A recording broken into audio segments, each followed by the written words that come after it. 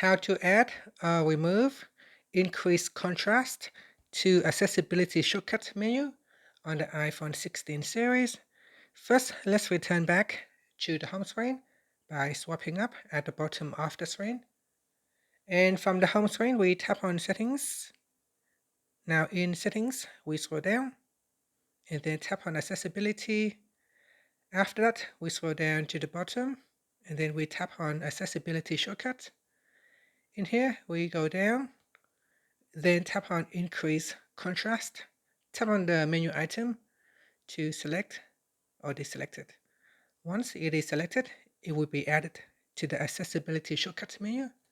So here, if I triple click on the side button to open up the shortcut menu, in here I can quickly access Increase Contrast, or I can switch it off.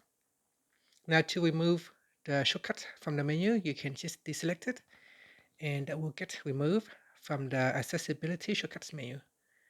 And that's it. After that, you can swipe up to return back to the home screen. Thank you for watching this video. Please like and subscribe to my channel for more videos.